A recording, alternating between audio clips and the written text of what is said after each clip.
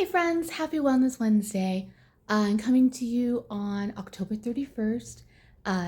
Filming this on Tuesday to post tomorrow. And I wanted to hit on a topic that I think is kind of timely in terms of the days that we're coming to, and that is the topic of grief. You might think grief isn't really a wellness topic, but it really is because of the way that it does affect all of our lives. So this week, I meant to start earlier, but over the last couple of days, I've been working on my Dia de los Muertos altar. That's part of it. I haven't finished the bottom layer yet, but those are the two top layers on the wall. And this is kind of a bittersweet time because Dia de los Muertos, All Souls Day, actually was my father's birthday.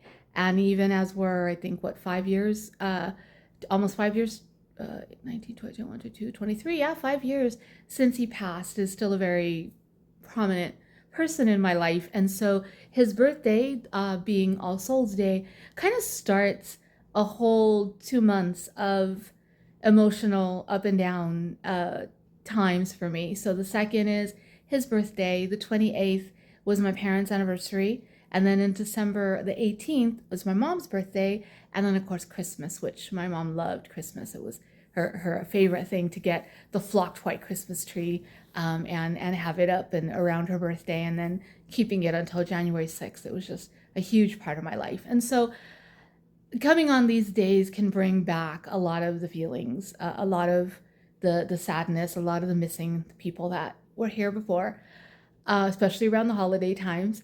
But so I've been really struggling with and working on what are some things we can do to help keep our own spirits in this moment of grief, keep our spirits moving forward and in a positive moment. And just a couple of things that I wanted to share. So number one is that grief is a journey, and any counselor, any priest, any person in pastoral care will tell you that. My grief journey is going to be very different from your grief journey, and each time someone close to me passes, the journey is different. Sometimes it's filled with a lot of sadness. Sometimes it's filled with sadness and maybe a little, I don't want to say relief, but sometimes a blessing, a person that doesn't have to go through a long-term suffering. Or, sometimes it's just, it is what it is. And we can't quantify it, and we can't say, okay, it's been 2 years, I should be over this. Or, it's been, almost 3 years since my mom died. I shouldn't still be crying every time I see a movie that I watched with her when I was young, because every journey is different and every person is different. We're going to miss them differently. So it's understanding that we can't quantify it. We can't say I should or I shouldn't be feeling a certain way. Never do that to yourself. We are where we are, and we walk where we walk. Number two, I think, is that even though it's an old theory, and I remember reading about it like in high school, I think, or college, back in the 80s, the Kubler-Ross, the whole journey of death and the steps that we go through, the anger and bargaining and acceptance and all the way through, and those are very true. And so that you can't tell while you're going through them, but you can tell when you're after the fact looking back. And sometimes I'll do that. I'll sit and I'll remember, and I'll pause and go through remembering some of those steps, and that kind of helps me get to that acceptance level. Even if I'm just kind of sitting and meditating for 20 minutes on those steps and kind of remembering where I came from excuse me, where I came from and where I am on the journey. And sometimes that really helps me to feel a little bit of relief. And then just one final step, and that is, don't forget. Don't avoid the memories, even though sometimes the memories will bring up a little sadness.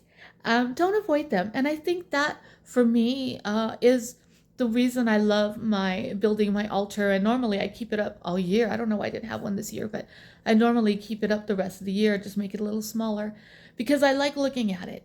Sometimes I'll just be sitting over there on the couch, and I'll kind of glance over and see a picture or a memory, and it just kind of like sparks a little joy in me, like, oh, I remember that, or remember that good time, or that occasion, or when that picture was taken, and how much fun we had, and what an amazing experience it was. One example of that on my table right now, I don't know if you can see it, but at the very top of the little table there in the gold frame, It's a picture of my parents and my Aunt Rosalie and my Uncle Tony, and that was taken on celebration of their wedding anniversary. That was their golden wedding anniversary, when we threw a big party and we had so much fun, and it was a great event. And a beautiful friend of mine, Melissa, I'll never forget you being there. She came and she brought a whole background setup, and we put it up, and we were all able to take these formal pictures with my mom and dad, some without, different ones. I have one of me and my mom and dad, in this formal setting, and it just brings up a great smile to my face, of that community, of that celebration, of the fun we had, and the way that my mom just loved celebrating her anniversary. It was a special day for my mom and dad. And now both my Auntie Rosalie and Uncle Tony are in heaven with my parents. And so looking at that just reminds me, they're all together. They're singing and dancing up there, watching over us. So many times these memories, although they may be sad, are also ones that bring us joy and make us remember the good times and why we live. And that is to love one another, to have a great life together, and to cherish each moment that we have. So whatever step you might be in any part of any kind of grief, whether it be the loss of a loved one, it could be the loss of a situation, a marriage, a friendship, even we forget that we're still grieving from everything that happened through the pandemic. We may not have lost people during the pandemic that were close to us. Unfortunately, I did. My mom died in January 2021, but we lost time. We lost experiences. Our kids lost a lot of their growing up time, having to stay cooped up in the house for however long they were. And so there was a lot of loss. So we are still feeling that grief, and that's okay. That's just something that we need to work toward, journeying with, and getting to that place of acceptance, and hopefully someday. But at the same time, we never forget. We never forget our loved ones that are watching down from heaven, and we never forget the sadness that every now and then we feel, and we need to allow ourselves to feel that in order to move through it. So I wish you a happy Halloween. I wish you a blessed All Saints and All Souls Day. And until we see each other again, take good care of yourself.